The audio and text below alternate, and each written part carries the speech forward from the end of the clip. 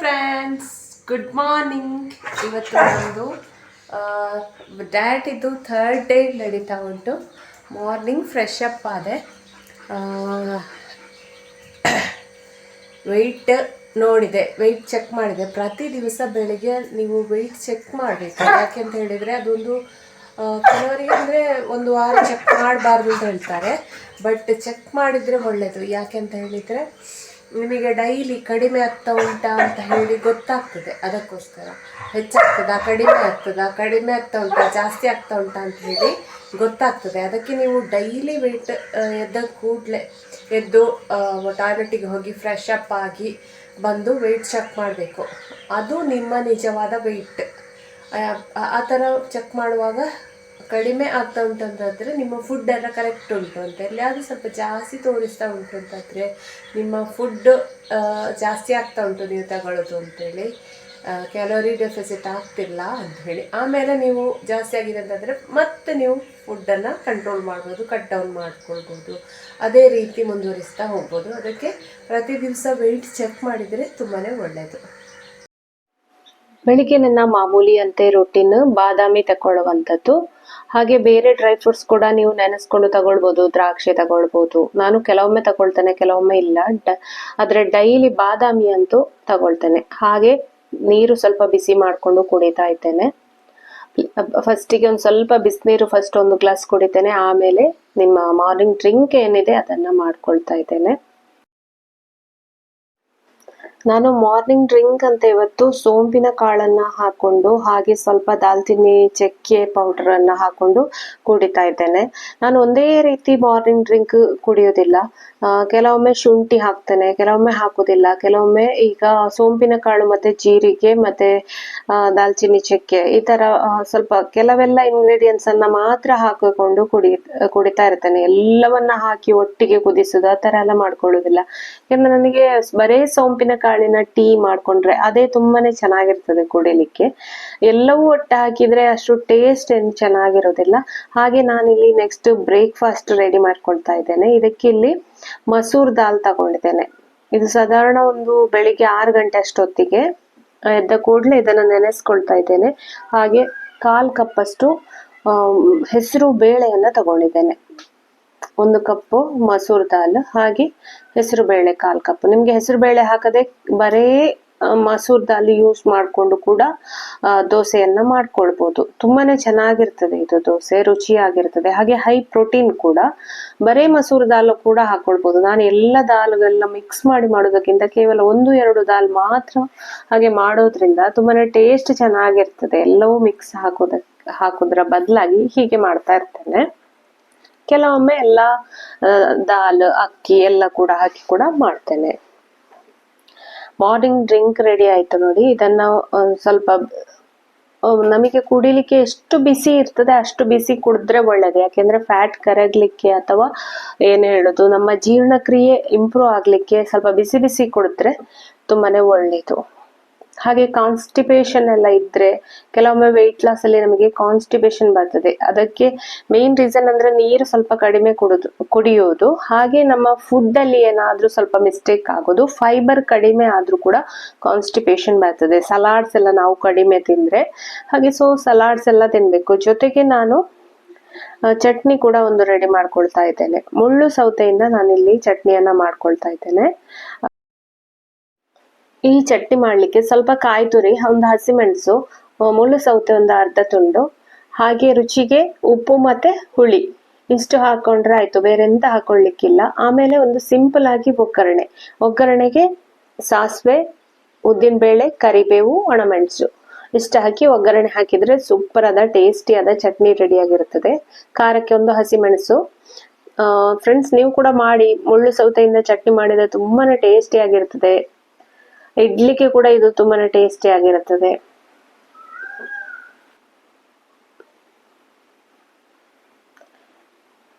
Workout ಮಾಡುವುದಕ್ಕಿಂತ ಮೊದಲೇ ನಾನು ಈ ಚಟ್ನಿನ ಪ್ರಿಪೇರ್ ಮಾಡಿ ಇಟ್ಕೊಂಡಿದ್ದೇನೆ. ಯಾಕೆಂದ್ರೆ ವರ್ಕೌಟ್ ಮಾಡಿದ್ಮೇಲೆ ಮತ್ತೆ ಬ್ರೇಕ್ಫಾಸ್ಟ್ ಮಾಡುವಾಗ ತುಂಬಾ ಟಯರ್ಡ್ ಆಗಿರ್ತದೆ ಕೂಡ.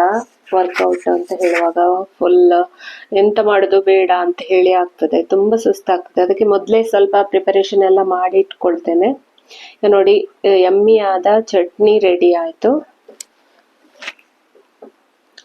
ವರ್ಕೌಟ್ ಆದ್ಮೇಲೆ ಅಂದ್ರೆ ಮಾರ್ನಿಂಗ್ 1 ಗ್ಲಾಸ್ ನೀರು ಕುಡ್ತಿದ್ದೇನೆ, ಅದ್ರ ಜೊತೆಗೆ ಮಾರ್ನಿಂಗ್ ಡ್ರಿಂಕ್ ಕುಡ್ತಿದ್ದೇನೆ. ವರ್ಕೌಟ್ ಕೂಡ ಆಯ್ತು 7:30 ಇಂದ 8:30. ಆಮೇಲೆ ತುಂಬಾನೇ ಸ್ವೆಟ್ ಆಯ್ತು, ಸುಸ್ತಾಯ್ತು, ಏನಾದ್ರೂ ಜ್ಯೂಸ್ ಕುಡಿಯುವ ಅಂತ ಅನ್ನಿಸ್ತು. ಅದಕ್ಕೆ ಒಂದು ಸಣ್ಣ ಬೀಟ್ರೂಟ್ ಅನ್ನ ಹಾಕೊಂಡಿದ್ದೇನೆ ಇಡಿಯಾಗಿಯೇ.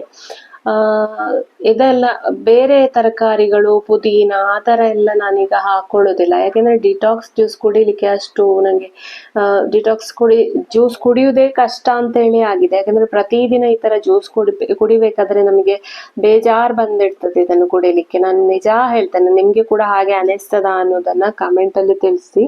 ಪ್ರತಿ ದಿವಸ ಈ ತರ ಜ್ಯೂಸ್ ಕುಡಿಯೋದು ಅಂತ ಹೇಳಿ ಯಾಕಂದ್ರೆ ಅಷ್ಟು ಟೇಸ್ಟ್ ಅಂತ ಹೇಳಿ ಅನ್ಸುದಿಲ್ಲ ಕೆಲವೊಮ್ಮೆ. ಅದಕ್ಕೆ ನಾನು ಟೇಸ್ಟ್ ಆಗಿಯೇ ಮಾಡಿ ಕುಡಿಯುವ ಅಂತ ಹೇಳಿ ಬೀಟ್ರೂಟ್, ಅದಕ್ಕೆ ಲೆಮನ್, ಅರ್ಧ ಲೆಮನ್ ಅನ್ನ ಹಿಂಡ್ಕೊಂಡಿದ್ದೇನೆ. ಅರ್ಧ ಅದ್ರಾಗಿ ರಸ ಇರ್ಲಿಲ್ಲ ಅದ್ರಲ್ಲಿ, ಹಾಗೆ ಒಂದು ಇಡೀ ಲಿಂಬೆ ಹಣ್ಣನ್ನ ಇದಕ್ಕೆ ಹಿಂಡ್ಕೊಂಡಿದ್ದೇನೆ. ವಿಟಮಿನ್ ಸಿ ಅಂತ ಹೇಳುದು ತುಂಬಾನೇ ಇಂಪಾರ್ಟೆಂಟ್. ದಿನಕ್ಕೆ 1 ಲಿಂಬೆ ಹಣ್ಣಿನ ರಸವನ್ನ ನೀವು ತಕೊಂಡ್ರೆ ನಿಮ್ಗೆ ಫುಲ್ ಒಂದು ದಿನಕ್ಕೆ ಎಷ್ಟು ವಿಟಮಿನ್ ಸಿ ಬೇಕು ಅಷ್ಟು ಸಿಗ್ತದೆ. ಸೊ ಲೆಮನ್ ಯೂಸ್ ಮಾಡೋದು ತುಂಬಾನೇ ಒಳ್ಳೇದು. ಅದರ ರೇಟ್ ನೋಡಿದ್ರೆ ಮಾತ್ರ 1 ಲಿಂಬೆ ಹಣ್ಣಿಗೆ 5 ರೂಪಾಯಿ ಇದೆ. ಸೊ ಅಟ್ಲೀಸ್ಟ್ ನೀವು ವಾರದಲ್ಲಿ ಒಂದು 4 ಲಿಂಬೆ ಹಣ್ಣನ್ನಾದ್ರೂ ಯೂಸ್ ಮಾಡಿದ್ರೆ ಒಳ್ಳೇದು. ಇಲ್ಲಿ ಬೀಟ್ರೂಟ್ ಮತ್ತೆ ಲಿಂಬೆ ರಸ ಮತ್ತೆ ಏನು ಹಾಕೊಳ್ಳಿಲ್ಲ, ಅಷ್ಟೇ ಹಾಕಿ ಬ್ಲೆಂಡ್ ಮಾಡಿದ್ದು. ವರ್ಕೌಟ್ ಆದ್ಮೇಲೆ ನಾನು ಈ ಜ್ಯೂಸ್ ಅನ್ನ ಕುಡಿತೇನೆ. ನಂಗೆ ತುಂಬಾನೇ ರಿಲ್ಯಾಕ್ಸ್ ಆಗ್ತದೆ. ಯಾಕೆಂದ್ರೆ ಸುಸ್ತಾಗಿರ್ತದಲ್ಲ ವರ್ಕೌಟ್ ಮಾಡಿ, ಈ ತರ ಜ್ಯೂಸ್ ಸಿಕ್ಕಿದಿರುವಾಗ ಹಾಯಾಗಿರ್ತದೆ. ತುಂಬಾನೇ ಟೇಸ್ಟಿ ಕೂಡ ಇರ್ತದೆ. ಎಲ್ಲದಕ್ಕೂ ಇದಕ್ಕೆ ಶುಂಠಿ, ಪುದೀನ, ಬೇರೆ ಯಾವುದೆಲ್ಲ 1000 ಇಂಗ್ರೀಡಿಯೆಂಟ್ಸ್ ಎಲ್ಲ ಹಾಕ್ಲಿಕ್ಕಿಲ್ಲ. 2 ಇಂಗ್ರೀಡಿಯೆಂಟ್ಸ್. ಸುಸ್ತಾಗಿರುವಾಗ ಮಾಡ್ಲಿಕ್ಕೆ ಕೂಡ ಈಸಿ ಆಗಿರ್ತದೆ. ಟೇಸ್ಟ್ ಕೂಡ ತುಂಬಾನೇ ಚೆನ್ನಾಗಿರ್ತದೆ. ನೋಡಿ, ನಮ್ಮ ಯಮ್ಮಿ ಆದಂತಹ ಟೇಸ್ಟಿ ಆದಂತಹ ಬೀಟ್ರೂಟ್ ಜ್ಯೂಸ್ ರೆಡಿ ಆಯ್ತು. ಇದನ್ನ ಮಾರ್ನಿಂಗ್ ವರ್ಕೌಟ್ ಆದ್ಮೇಲೆ ನಾನು ವರ್ಕೌಟ್ ಡ್ರಿಂಕ್ ಆಗಿ ಕುಡಿತೇನೆ. ನನಗೆ ತುಂಬಾನೇ ರಿಲ್ಯಾಕ್ಸ್ ಆಗ್ತದೆ. ಬೀಟ್ರೂಟ್ ಅಂತ ಹೇಳುದು ನಮ್ಮ ಆರೋಗ್ಯಕ್ಕೆ ತುಂಬಾನೇ ಒಳ್ಳೇದು. ಅದರಲ್ಲಿ ಹಿಮೋಗ್ಲೋಬಿನ್ ಇದೆ, ನಮ್ಮ ಸ್ಕಿನ್ನಿಗೆ ಒಳ್ಳೇದು. ನಮ್ಮ ಸ್ಕಿನ್, ಮುಖ, ಫೇಸ್ ಗ್ಲೋ ಆಗ್ಲಿಕ್ಕೆ ಬೀಟ್ರೂಟ್ ತುಂಬಾನೇ ಒಳ್ಳೇದು. ಬೀಟ್ರೂಟ್ ಜ್ಯೂಸ್ ಅನ್ನ ಮಿಸ್ ಮಾಡಬೇಡಿ. ವೀಕ್ಲಿ 2 or 3 days ಕುಡಿದ್ರೆ ತುಂಬಾನೇ ಒಳ್ಳೇದು ಅಂತ ಅನಿಸ್ತದೆ. ಯಾಕೆಂದ್ರೆ ಸ್ಕಿನ್ ಕೂಡ ನ್ಯಾಚುರಲ್ ಆಗಿ ಗ್ಲೋ ಆಗ್ಬೇಕು ನಮ್ಮ ವೆಯ್ಟ್ ಲಾಸ್ ಜರ್ನಿಯಲ್ಲಿ. ಸ್ಕಿನ್ನಿಗೆ ಹೇರ್ ಕೂಡ ಗ್ರೋ ಆಗ್ಬೇಕು ಅಂತ ಹೇಳಿದ್ರೆ ಅದಕ್ಕೆ ಬೇಕಾದಂತ ಫುಡ್ ಕೂಡ ಬೇಕು. ವರ್ಕೌಟ್ ಎಲ್ಲ ಮಾಡೋದ್ರಿಂದ ಕೂಡ ಸ್ಕಿನ್ ಗ್ಲೋ ಆಗ್ತದೆ ತುಂಬಾನೇ.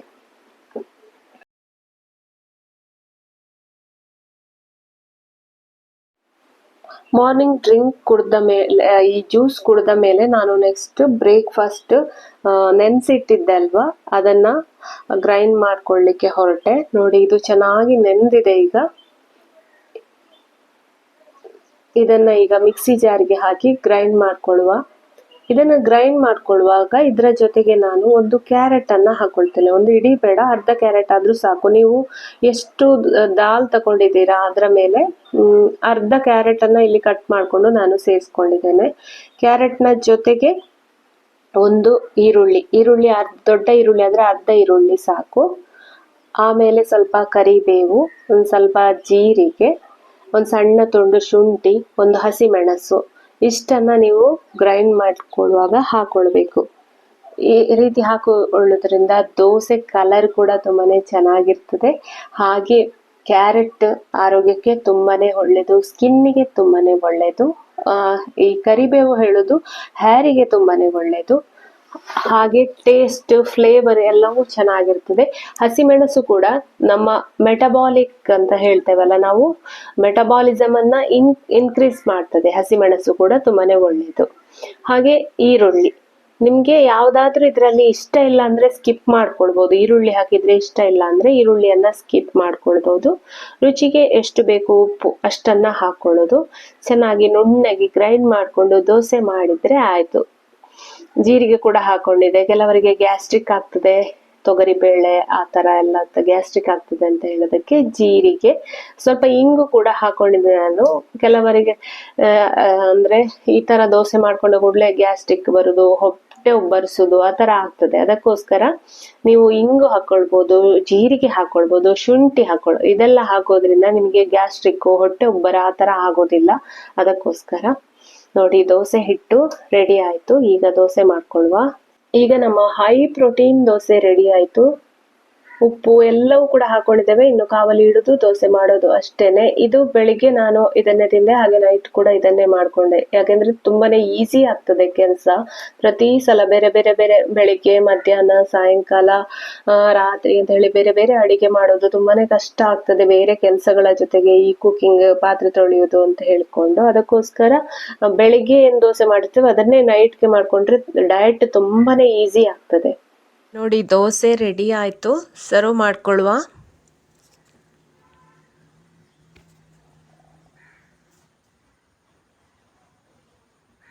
ಫ್ರೆಂಡ್ಸ್, ಈಗ ಸ್ನಾನ ಆಗಿ ಫ್ರೆಶ್ ಅಪ್ ಆಯಿತು. ಇನ್ನೀಗ ತಿಂಡಿ ತಿನ್ನೋದು.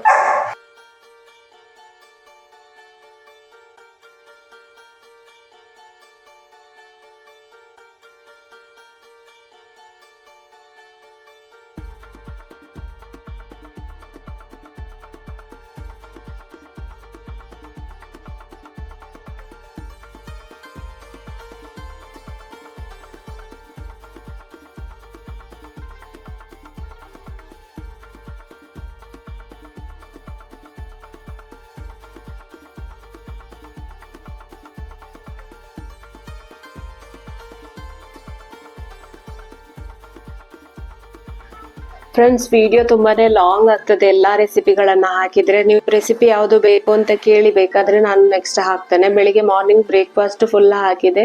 ಆಮೇಲೆ ಮಧ್ಯಾಹ್ನ ನಾನು ಸೋಯಾ ಪುಲಾವ್ ಮಾಡ್ಕೊಂಡೆ, ಮಾಮೂಲಿ ಪಲಾವ್ ಮಾಡುವಾಗೆ ಮಾಡ್ಕೊಂಡೆ. ತರಕಾರಿ ಎಲ್ಲ ಹೆಚ್ಕೊಂಡಿದ್ದೇನೆ ನೋಡಿ. ಹಾಗೆ ಮಸಾಲೆಗೆ ಅಂತ ಹೇಳಿ ನಾನು ಕೊತ್ತಂಬರಿ ಸೊಪ್ಪು ಮತ್ತೆ ಒಂದು ಟೊಮೆಟೊ, ಈರುಳ್ಳಿ, ಸ್ವಲ್ಪ ಬೆಳ್ಳುಳ್ಳಿ ಎಲ್ಲ ಹಾಕಿ ಗ್ರೈಂಡ್ ಮಾಡ್ಕೊಳ್ತೇನೆ. ನೀವು ಯಾವ ತರ ಮಾಡ್ತೀರಾ ಹಾಗೆ ಮಾಡ್ಕೊಳ್ಳಿ. ಮತ್ತೆ ನನ್ನ ಪಲಾವಲ್ಲಿ ಸ್ಪೆಷಲ್ ಅಂತ ಹೇಳಿದ್ರೆ ನಾನು ತುಪ್ಪ 1.5 ಚಮಚದಷ್ಟು ತುಪ್ಪನ ಬಳಸ್ಕೊಂಡಿದ್ದೇನೆ. ಅದು ಬಿಟ್ಟು ಜಾಸ್ತಿ ತುಪ್ಪ ಹಾಕೊಳ್ಳಿಲ್ಲ ಮಸಾಲೆ ಅಂತ ಹೇಳಿ. ಮತ್ತೆ ಮಸಾಲೆ ಕೂಡ ತುಂಬಾನೇ ಕಡಿಮೆ ಮಸಾಲೆಗಳನ್ನ ಹಾಕೊಂಡಿದ್ದೇನೆ. ಯಾಕೆಂದ್ರೆ ನಮಗೆ ಜೀರ್ಣ ಆಗುದಿಲ್ಲ, ಗ್ಯಾಸ್ಟ್ರಿಕ್ ಆಗ್ತದೆ, ಆ ತರ ಎಲ್ಲ ಬರ್ತದೆ ಕೆಲವೊಮ್ಮೆ ವೆಯ್ಟ್ ಲಾಸ್ ಅಲ್ಲಿ ತುಂಬಾ ಮಸಾಲೆ ಎಲ್ಲ ತಿಂದ್ರೆ.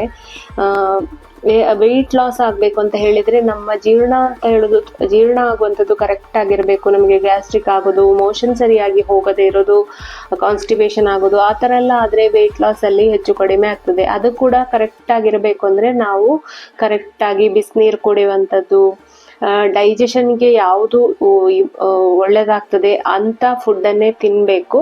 ಸೊ ನಾನಿಲ್ಲಿ ಪಲಾವನ್ನ ಮಾಡಿಕೊಂಡಿದ್ದೇನೆ. ಆ ರೆಸಿಪಿಯನ್ನ ಫುಲ್ ನಿಮಗೆ ತೋರಿಸ್ತಿಲ್ಲ, ಯಾಕೆಂತ ಹೇಳಿದ್ರೆ ಆಲ್ರೆಡಿ ಗೊತ್ತಿರ್ತದಲ್ವಾ ಎಲ್ರಿಗೂ ಕೂಡ.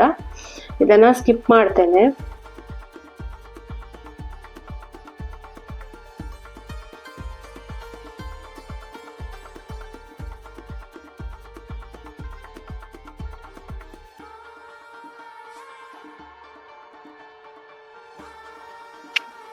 ನೋಡಿ, ಇದಾಗಿತ್ತು ನನ್ನ ಮಧ್ಯಾಹ್ನದ ಲಂಚ್.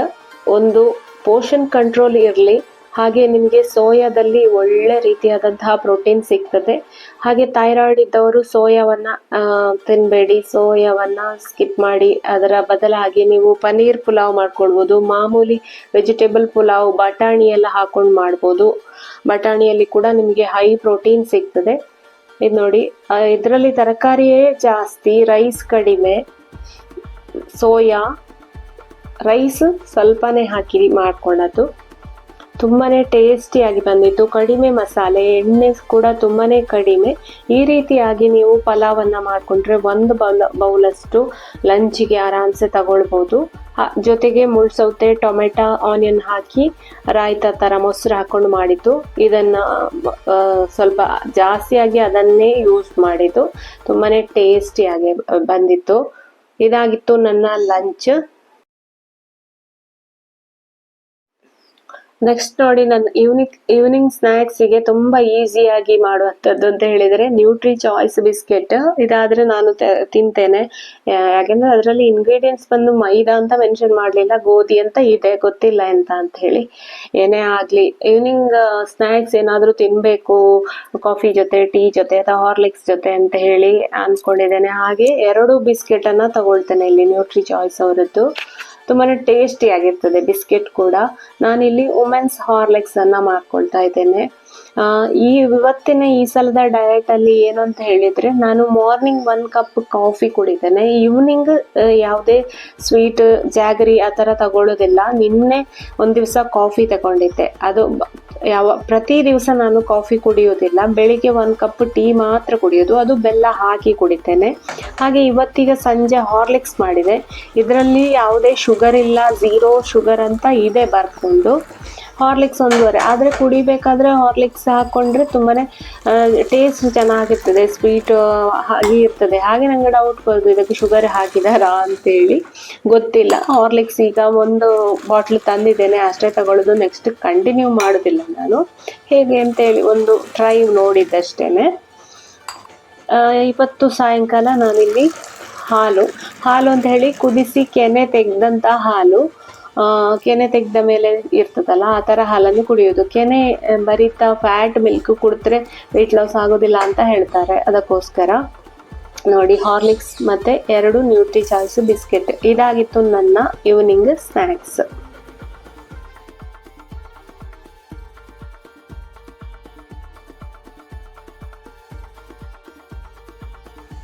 ಹಲೋ ಫ್ರೆಂಡ್ಸ್, ಈಗ ಸಮಯ ಬಂದು 6:30 ಆಯಿತು. ಇವತ್ತಿನ ಡಿನ್ನರ್ ಪ್ರಿಪೇರ್ ಮಾಡಲಿಕ್ಕೆ ಅಂತೆಲ್ಲ ಮಾರ್ನಿಂಗ್ ಮಾಡಿದ್ದು ಪ್ರೋಟೀನ್ ದೋಸೆದು ಹಿಟ್ಟು ಹಾಗೆಯೇ ರೆಡಿ ಉಂಟು. ಯಾವುದೋ ಮಸೂರ್ ದಾಲ್ ಮತ್ತು ಇದು ಹೆಸರು ಬೇಳೆಯನ್ನು ಹಾಕಿ ಮಾಡಿದ್ದು 2 ದೋಸೆ ಆಗುವಷ್ಟು ಹಿಟ್ಟು ಫ್ರಿಜ್ಜಲ್ಲಿ ಉಂಟು. ಅದೇ ದೋಸೆನ ಮಾಡ್ಕೊಂಡು ಈಗ ನೈಟ್ ಡಿನ್ನರನ್ನು ಮುಗಿಸ್ಕೊಳ್ತೇನೆ. ಹಾಗೆ ನೈಟ್ ಮಲಗೋದಕ್ಕೆ ಮುಂಚೆ ವೆಯ್ಟ್ ಲಾಸ್ ಡ್ರಿಂಕ್, ಸಿನಮನ್ ಹಾಕಿ ವೆಯ್ಟ್ ಲಾಸ್ ಡ್ರಿಂಕ್ ಅಥವಾ ಬಿಸಿ ನೀರು ಕುಡಿತೇನೆ. ಅದು ಅಲ್ಲ ಅಂದರೆ ಒಂದೊಂದು ಸರ್ತಿ ಹಾಲು, ಬಿಸಿ ಹಾಲು ಅಂದರೆ ಅರ್ಧ ಗ್ಲಾಸ್ ಹಾಲು, ಅರ್ಧ ಗ್ಲಾಸ್ ನೀರು ಬಿಸಿ ಮಾಡಿಕೊಂಡು ಅದಕ್ಕೆ ಆರ್ಗ್ಯಾನಿಕ್ ಹಳದಿ ಪೌಡರ್ ಅನ್ನು ಹಾಕ್ಕೊಂಡು ಕುಡಿದ್ರೆ ಮೈಕೈ ನೋವು ಹಾಗೆ ಒಳ್ಳೆ ನಿದ್ದೆ ಬರ್ತದೆ. ಅದಕ್ಕೋಸ್ಕರ ಆ ರೀತಿ ಮಾಡ್ತೇನೆ. ನೀವು ಕೂಡ ಒಳ್ಳೆ ನೆಮ್ಮದಿಯಲ್ಲಿ ನಿದ್ದೆ ಮಾಡಬೇಕು ಅಂತಂದರೆ ಹಾಗೆ ಮಾಡ್ಬೋದು. ಫ್ರೆಂಡ್ಸ್, ನಿಮಗೆ ಇವತ್ತಿನ ವಿಡಿಯೋ ಇಷ್ಟ ಆಯಿತು ಅಂತಾದರೆ ಖಂಡಿತ ಲೈಕ್ ಮಾಡಿ. ಹಾಗೆ ನೀವು ಈ ಚಾನಲನ್ನು ಫಸ್ಟ್ ಟೈಮ್ ನೋಡೋದು ಅಂತಾದರೆ ಖಂಡಿತ ಸಬ್ಸ್ಕ್ರೈಬ್ ಆಗೋದನ್ನು ಮರಿಬೇಡಿ. ಹೀಗೇ ಬೇರೆ ಬೇರೆ ವೆಯ್ಟ್ ಲಾಸ್ ರೆಸಿಪೀಸ್ ಜೊತೆಗೆ ಹಾಗೆ ಡಯಟ್ ಟಿಪ್ಸ್ ಜೊತೆ ಹಾಗೆ ನೆಕ್ಸ್ಟ್ ಡೇ ವ್ಲಾಗ್ ಜೊತೆ ನಾನು ಮತ್ತೆ ಬರ್ತೇನೆ. ಅಲ್ಲಿವರೆಗೆ ನಮಸ್ಕಾರ, ಬಾಯ್ ಬಾಯ್, ಟೇಕ್ ಕೇರ್, ಥ್ಯಾಂಕ್ ಯು.